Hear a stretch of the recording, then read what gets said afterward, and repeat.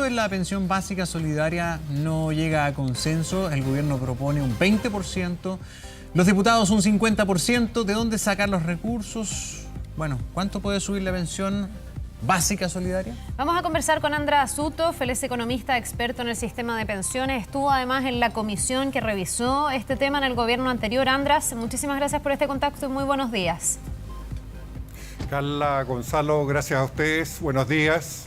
A ver, dramático relato el que vengo escuchando de Mario. Tremendo, tremendo. Bueno, ahí vamos a seguir muy pendientes a todo lo que está pasando en Valparaíso, Andras. Tan dramático como la pensión de muchas personas que nos dicen que simplemente no les alcanza, adultos mayores que tienen muchos gastos y que reciben pensiones que son realmente bajas. Esta es una de las demandas centrales del movimiento social y se ha instalado esta polémica. ¿Cuánto es el esfuerzo que Chile puede hacer? Mientras el gobierno en un inicio dijo 20% de incremento en la pensión básica solidaria, hay diputados incluso del oficialismo que están presionando al gobierno a que ese esfuerzo sea mayor, pero dice el ministro de Hacienda, por ejemplo, que no se puede llegar a un 50% de aumento ahora ya. ¿Cómo ves tú esta polémica? ¿Cuánto esfuerzo se puede hacer en materia de pensiones? Bueno, Carla, primero lo que hay de fondo es básicamente una discusión en que los interlocutores no tienen el mismo lenguaje. Yo creo que lo que el pueblo reclama es dignidad y lo que el gobierno está ofreciendo son porcentajes de aumento de unas pensiones que están a unos niveles paupérrimos. Y eso es lo que nos está ocurriendo. Yo creo que lo que el gobierno tiene que hacer es interpretar lo que es una dignidad del adulto mayor y ver cuáles son las políticas que tiene que hacer. Claramente 20%, y te lo grafico, en pasar de 110 a 136 mil pesos no le va a cambiar la vida a los adultos mayores. Sí, ahora la pregunta, Andras, es, a ver, ¿hay plata o no hay plata? Por ejemplo, para aspirar a un cambio realmente importante, que se note, para que esas pensiones crezcan de una manera digna, como usted señala y como todos esperamos. ¿Hay plata por parte del Estado para poder financiar eso? Mira, el tema en el caso de las pensiones es que no solo tiene que haber plata hoy, sino que plata en forma permanente, claro, porque estos son gastos permanentes. Entonces, ese es el drama de financiar un sistema de pensiones. Pero yo he estado conversando en unos foros que tenemos con unos economistas, con macroeconomistas, y claramente hay plata, pero uno tiene que salirse de los flujos que existen en el presupuesto e ir a los fondos de reserva, a la capacidad de endeudamiento, a la disciplina que ha tenido los distintos gobiernos a lo largo del tiempo para tener una macroeconomía disciplinada, pero también con fondos de reserva para las emergencias. Y esta es una emergencia. Entonces yo creo que sí se puede hacer un esfuerzo mayor. Andras, endeudarse más, algunos dicen echarle mano a los fondos soberanos que tiene Chile, que en el fondo ha sido también producto de la responsabilidad de los años anteriores. La pregunta es, ¿cuánto? ¿Cuánto esfuerzo hacer?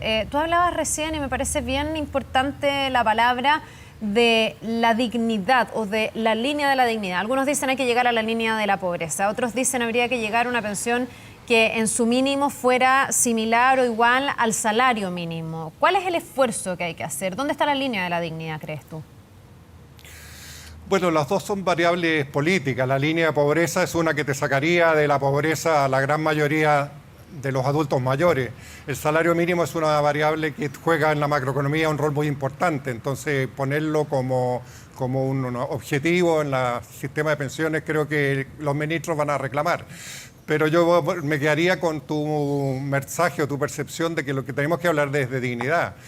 Yo creo que le pediría al ministro de Hacienda que se siente en el comité político y ponga ese tema a discusión, diga, magnifiquen la emergencia que tenemos y vean de dónde pueden sacar los recursos para salir de esto. Si hablamos de dignidad, pensiones, porque hay muchas otras necesidades. Sí, claro.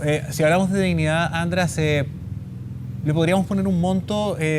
¿Cuál es el monto que aseguraría un nivel de dignidad bajo tu punto de vista para imaginar desde el piso?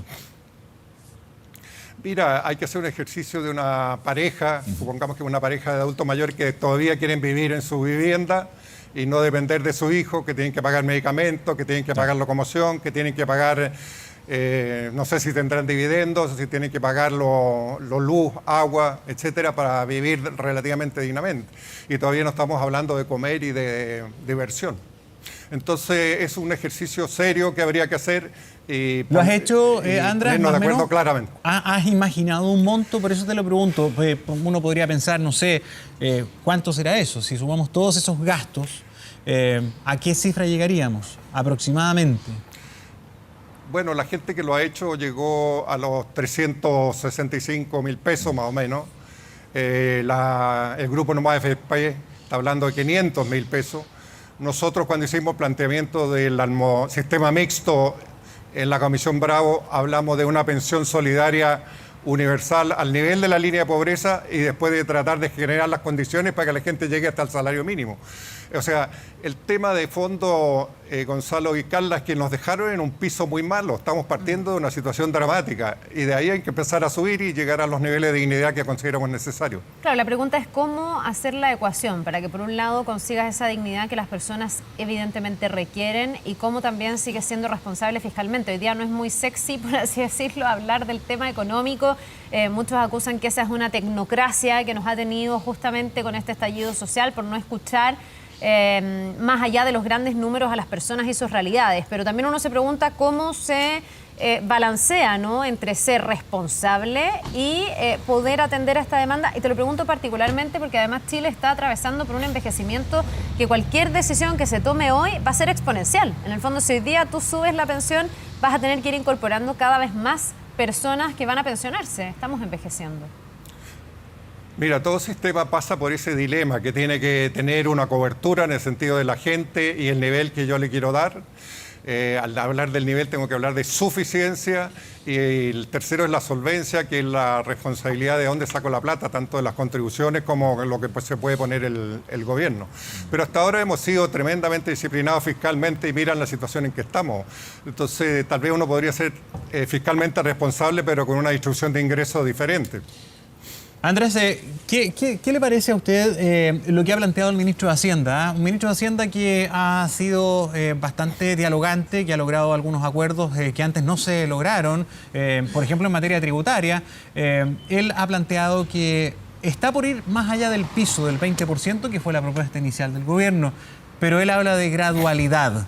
Incluso se está hablando de un plazo de 2 a 3 años, tal vez para llegar a ese 50% que plantean los diputados.